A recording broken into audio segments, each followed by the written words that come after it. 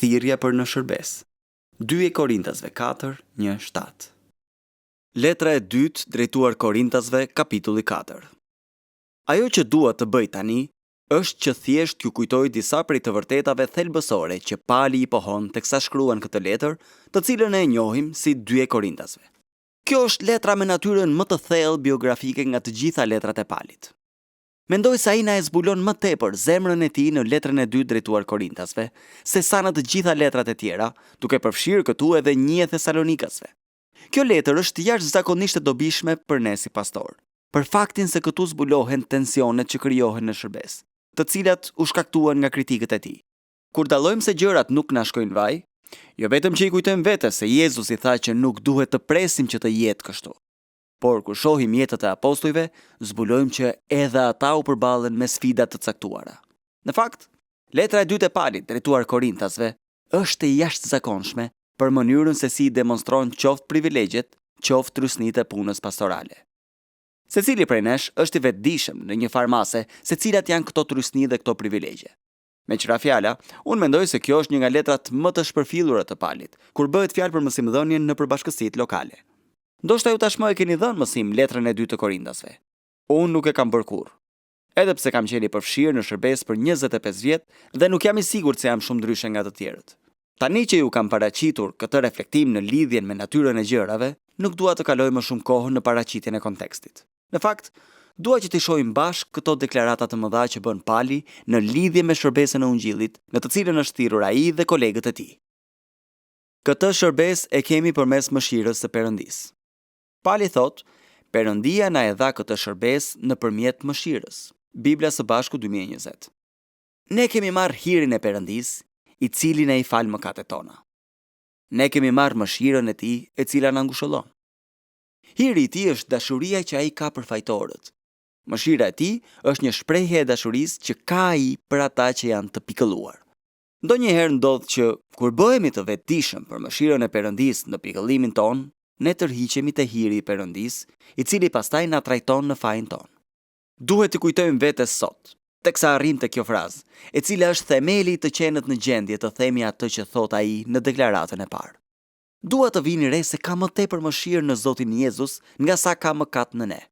Ka më tepër mëshirë në Zotin Jezus se sa ka mëkat në ne. Pali duhet të ketë pasur mundësi të reflektonte vazhdimisht për këtë gjë, ndërsa mendonte se si kishte qenë jeta e tij para se të ishte kapur nga Jezusi në rrugën për në Damask.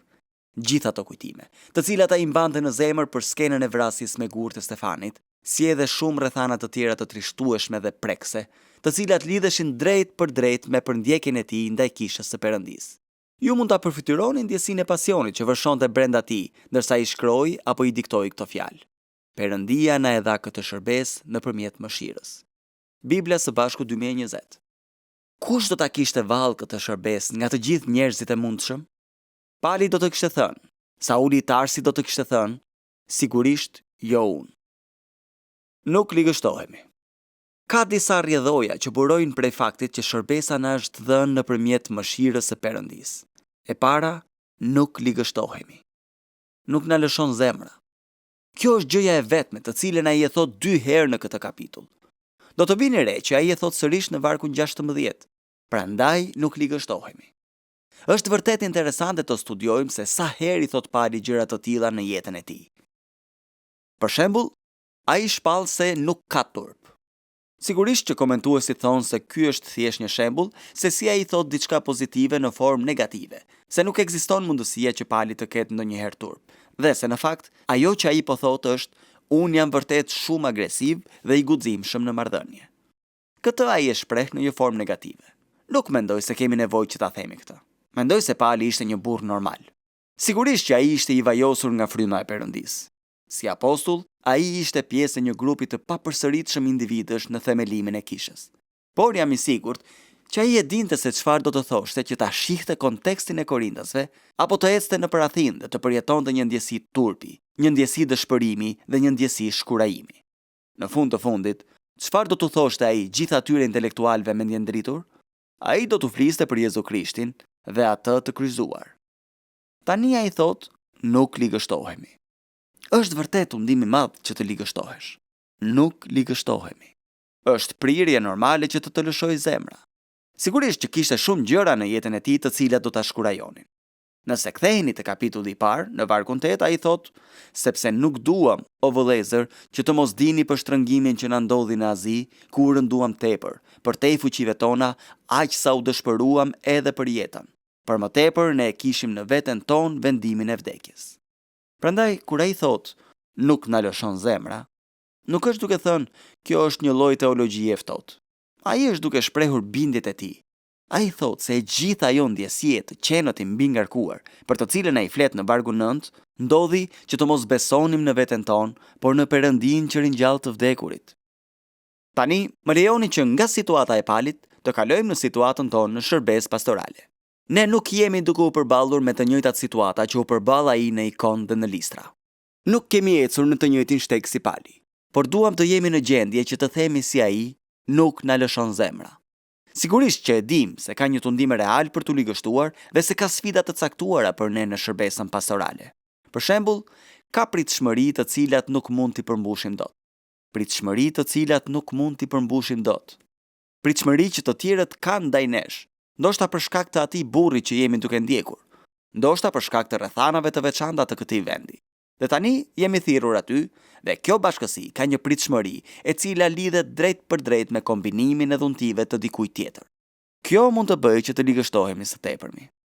Nuk na lëshon zemra përballë akuzave të cilat s'mund t'ja shkalojmë dot. Ka akuza të cilat mund të shmangen, dhe këto janë akuza që ja sillin vetes. Mirë po, ka edhe akuza të tjera të cilat nuk mund të shmangen. Sigurisht që pali e dinte se çfarë do të thoshte që të ishe pre e atyre akuzave. Më parë, ju kam përmendur 1 Korintasve, 4:4, ku ai thot, sa për mua, më intereson fort pak që të gjykohem prej jush, madje as vetvete nuk e gjykoj, sepse nuk jam I vetëdijshëm për asnjë faj, por për këtë nuk jam justifikuar, por ai që më gjykon është Zoti. Prandaj mos gjykoni asgjë para kohe, derisa të vijë Zoti. Në sesionin ton të parë përmenda disi me shaka Nehemia 6:8. Punët nuk janë ashtu si thua ti, por ti I shpik në mendjen tënde. Sinqerisht, kjo është një përgjigje dhe është një reagim të cilit mund të kemi nevojë të kthehemi me raste, përndryshe do të zhgënjehemi tmerrsisht. Pritshmëri të cilat s'mund t'i përmbush dot. Akuza të cilat s'mund t'i shmang dot. Shpërfillje të cilën s'mund ta mposh dot. Një shpërfillje të cilën s'mund ta mposh dot. Disa prej jush kanë folur me mua për mënyrën se si besojnë që po bëjnë më të mirën që munden në predikimin e Biblës. Megjithatë, duket sikur ka një lloj shpërfilljeje nga ana e njerëzve. Nuk ka një lloj pranimi si ai për të cilin kemi lexuar në biografitë e predikuesve të tjerë. Prandaj po vrisni mendjen. Mos vall problemi që ndron te ju, apo mos duhet të hiqni dorë nga metodologjia, apo çfarë mund të bëni? E vetmja gjë që nuk duhet ta bëni është që të ligështoheni. Mos u ligështoni. Nuk na lëshon zemra, pavarësisht pritshmërive që s'mund të përmbushen, akuzave që s'mund të anashkalohen, shpërfilljes që s'mund të mposhte dot dhe një verbërie të cilën s'mund ta heqim dot. Sepse Perëndia I kësaj bote u averboi mendimet atyre që nuk besojnë, që drita e ungjillit të lavdisë së Krishtit, që është shëmbëllimi I Perëndisë, të mos ndriçojë tek ata. Kësaj shtojmë edhe personalitetet tona, sfidat tona personale, të gjitha mëkatet tona të cilat na qarkojnë aq lehtë, dhe këtë duhet ta marrim e të kapemi fort pas saj. Ndërsa kthehemi dhe mendojmë sërish për sfidat e së dielës që po vjen, le të lutemi. Zoti Jezus, më bëj që të them sot bashkë me palin, nuk na lëshon zemra. Ne nuk përdorim mashtrim. Së dyti, duke mos ecur me dinakëri, ne nuk përdorim mashtrim. Ne kemi hequr dorë nga qasja kruptos, nga qasja e fshehtë. Ne nuk do të jemi ata që janë ajshunas, të turpshëm. Siç thotë edhe vargu, ne mohuam gjërat e turpshme që bëhen në fshehtësi. E mbani mend që fjala për mashtrim është panorgia. Kjo është karakteristike e politikanëve të paskrupull apo e një shitësi dinak të makinave të përdorura. Përkthimi Philips e parafrazon kështu: ne nuk përdorëm magji, as hile dinake, nuk përdorëm manipulim të pandershëm të fjalës së Perëndisë. Vëllezër, këtë duhet të themi edhe ne. Nëse themi se nuk përdorim mashtrim, kjo gjë na sfidon menjëherë, sepse do të ketë shumë gjëra të cilat do të na ligështojnë për shkak se jetojmë në një kontekst të padëmshëm. tolerant dhe të mjegullt nga ana teologjike, në të cilin teologjia është produkti të mashtruarve dhe mashtruesve. Mbaj mend që ishte Charles Gore, ai që tha se njën nga sëmundjet më të mëdha të predikimit bashkohor në kohën e tij ishte dëshira për të qenë popullor. Nuk ka pse ta stërzjasim këtë gjë. Ama duam të tregojmë të kujdesshëm që të mos jemi paksa mashtrues në mënyrën se si i themi ose i bëjmë gjërat. Ne nuk përdorim mashtrim, sepse kemi vendosur të heqim dorë nga mënyra se si veprojnë këta mësues të rrem me praktikat e tyre të fshehta dhe me udhët e tyre të turpshme. Nuk shtrembërojmë. Ne nuk përdorim shtrembërim. Nuk e shtrembërojmë as pak fjalën e Perëndisë dolontes. Hollimi i fjalës së Perëndisë. Ne nuk e hollojmë fjalën e Perëndisë për ta bërë atë më të pëlqyeshme. Ne kemi vendosur që nuk do të bëjmë atë lloj predikimi që kudulis veshët e njerëzve, sipas 2 Timoteu 2. Nuk do t'i përkëdhelim njerëzit dhe t'i bëjmë të ndihen sikur ne jemi personi më i mrekullueshëm mbi faqen e dheut, sepse na është dhënë privilegji të jemi lajmëtar. Ne duhet të dëshmojmë për Perëndinë para burrave dhe grave. Prandaj, ne nuk guxojmë të përdorim asnjë formë hollimi apo shtrembërimi të fjalës së Perëndisë. E pam Gjon Pagëzori në fillim të shërbesës së tij, apo jo? Sigurisht që ai nuk ishte i përfshirë në shtrembërim, apo jo? Ai nuk të linte për shtypjen që po e hollonte mesazhin. Sërish po ju them, provojeni këtë si hyrje në një mesazh ungjillëzues. Mirëmbrëma zonja dhe zotrinj dhe faleminderit që keni ardhur, ju pjell në përkash. Kush ju paralajmëroi që t'i arratiseni gjykimin që po vjen? Kjo nuk është një hyrje të cilën do ta quani të ndjeshme ndaj kërkuesve, apo jo? Çfarë mund të themi për rastin kur Pali doli para Feliksit dhe Druzilës, te Veprat kapitulli 24? A e keni para të sken? Përfytyrojeni pak situatën. Jeni në shtëpinë e bardhë për një ditë. Keni një problem. Ju lën të prisni. Dhe presidenti bashkë me zonjën e parë ju ftojnë të takoheni me ta. Ata ishin duke luajtur dam në mbrëmje. Kanë qenë duke bërë disa gjëra dhe tani nuk kanë shtëbën tjetër, prandaj ulen për të ngrënë darkë dhe njëri i thot tjetrit: "Pse të mos thërrasim apostullin Pal dhe të dëgjojmë se ç'do të na thotë?" Me sa duket, ai është një predikues i mrekullueshëm. Dhe kështu e thirrën. E mbani mend, sa i ka qenë në pritje që të vinë juristët e tjerë për ta trajtuar çështjen e tij. Prandaj, shohim Palit te Veprat 24:24. Mund ta përfytyroni Palin që hyn brenda, duke mos qenë ndonjë person tepër tërheqës. Sigurisht që, aq sa dim ne, ai nuk do të ishte një lojtar shtat lart në një ekip gjimnazi që luan futboll amerikan. Duket qartë që ai nuk do të kishte qenë një tip i tillë. Ai mund t'i ngjante më tepër aktorit Dustin Hoffman. Jo në ditën e tij më të mirë, që çalonte dhe me më pak flok se ai. Ja ku hyn Pali. Të ulur në pozitën e pushtetit dhe autoritetit janë Feliksi dhe bashkëshortja e tij Druzila. Prandaj Pali thot: "Ju faleminderit që më ftuat. Jam i gëzuar që më dhat mundësinë të flas me ju. Kam një predikim me 3 pika, të cilin dua t'ju përcjell, dhe pika e parë është drejtësia. Dua që t'ju flas për drejtësinë." Foli për këtë gjë për një farë kohe, derisa dalloi pikat e djersës mbi ballin e Feliksit dhe vuri re që Druzila nuk po gjente rehati e ulur në fron. Pastaj tha: "Tani do t'ju flas për pikën time të dytë, vet kontrolli. Sigurisht që ata po jetonin në një marrëdhënie kur është shkelje. Feliksi e kishte rrëmbyer këtë grua nga bashkëshorti i saj si rezultati i punës së një magjistari Kipriot. Për këtë arsye, Pali thot: "Faleminderit që më ftuat. Dua që t'ju flas për ligjin moral të Perëndisë dhe për faktin që ju gjendeni në një situatë krejt të tmerrshme para tij, pasi Perëndia na bën thirrje të jemi të drejtë në sytë e tij. Tani më lejoni t'ju flas për vetkontrollin." Pika ime e tretë, për të cilën dëshiroj t'ju flas, ka të bëjë me gjykimin me të cilin do të përballeni kur të dilni para Perëndisë. Sërish, ju sugjeroj se kjo nuk është pikërisht mënyra se si fillon duke thënë: "Vras mendjen se me çfarë përballen Feliksi dhe Druzila. Ndoshta duhet t'u flas atyre për stresin." E di çfarë? Në fund të fundit, ata duhet të jenë tepër të stresuar. Ndoshta duhet t'u flas atyre për financat. Duket se kanë shumë para dhe nuk jam i sigurt se si po ecën bursa tani. Do t'u flas për perspektivën biblike mbi financat apo diçka të tillë. Jo. Pali u ngjitet shkallëve dhe thot: "Ju faleminderit për mundësinë. E para drejtësia, e dyta vet kontrolli dhe e treta gjykimi që po vjen." Dhe njerëzit thonë: "Nuk më pëlqen ti dëgjoj ato predikime që flasin për dënimin dhe zjarrin e ferrit." Kur ishte hera e fundit që dëgjuat një predikim mbi dënimin dhe zjarrin e ferrit? Kur ishte hera e fundit që ju e predikuat një mesazh të tillë? Kur ishte hera e fundit që u treguat mjaft të guximshëm kur dolët para antarëve të bashkësisë suaj, të shëndosh, të dobët, të pasur, me siguri në veten e tyre dhe t'u thoshit: keni një takim me Krishtin e ringjallur dhe nuk po jetoni në përputhje me ligjin e tij të drejtë. Mungesa e vetkontrollit nga ana juaj është një tregues i faktit që keni nevojë për Krishtin. Mbani mend këtë. Ata janë ulur aty dhe po mendojnë: më thuaj gënjeshtra, më thuaj gënjeshtra, më thuaj gënjeshtra të bukura, më thuaj gënjeshtra.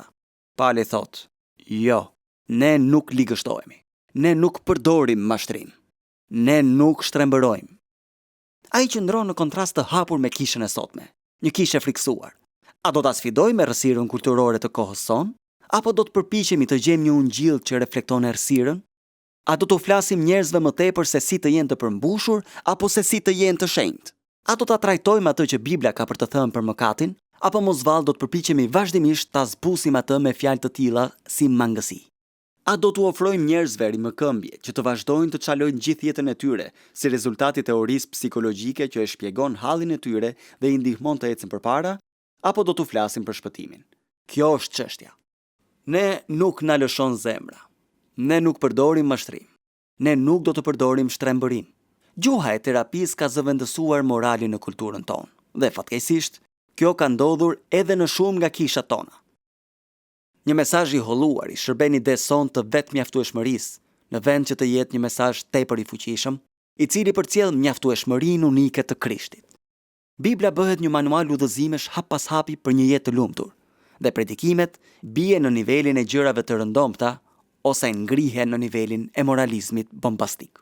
Është e mahnitshme se sa shumë predikim moralist që ka në kishat ungjillore, ku njerëzit vijnë dhe me pak fjalë u thuhet: tani përpiqu të jesh një person më i mirë këtë javë dhe më lejo të jap 7 mënyra se si mund të jesh një person i tillë.